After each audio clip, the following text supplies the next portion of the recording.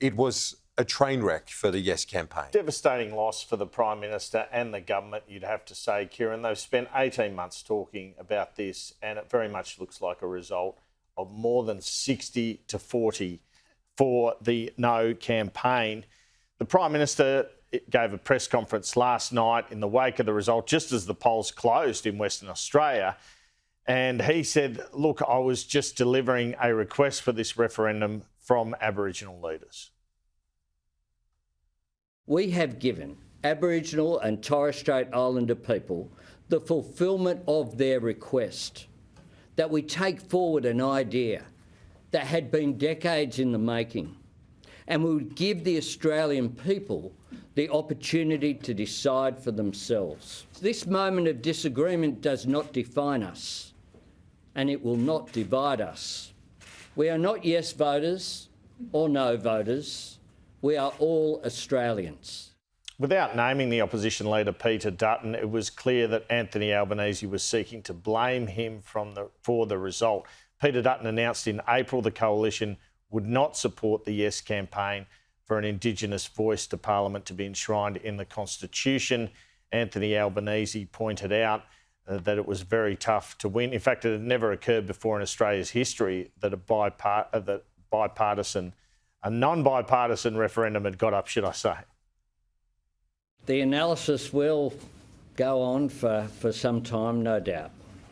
But the truth is that no referendum has succeeded without bipartisan support in this country. None. You know, the Reserve Bank can rest easy now that they won't be getting advice on interest rates before the next meeting. And here was Peter Dutton's reaction last night. To those of you who voted yes, let me say these few words.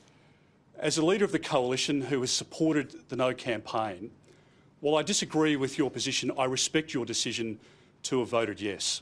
The coalition, like all Australians, wants to see Indigenous disadvantage addressed. We just disagree on the voice being the solution. This is the referendum that Australia did not need to have. And after the victory and concession speeches were over, sometime later, Warren Mundine spoke with the opposition Indigenous Affairs spokeswoman Jacinta Price, and he was very animated, the No campaigner.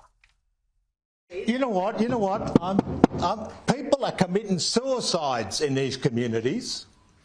People are being raped and beaten, and this is the questions you come up with? Where's about getting results? Getting people reducing suicide, and instead of this nonsense that you people carry on with. It's about time. We had a vote tonight that said Australians want to get things done.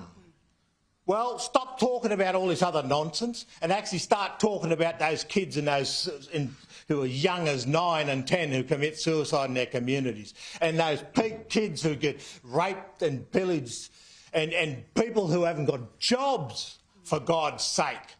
You know, wake up to yourselves. I spoke to the Prime Minister about the possibility of this referendum failing at the Lodge in January.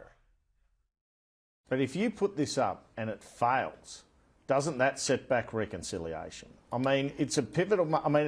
it would also weaken your Prime Ministership, surely. It's not about me. But it would. People are concerned that if it fails, it will set back the cause of reconciliation. What do you think? Well, quite clearly, if it is not successful, then that will be difficult.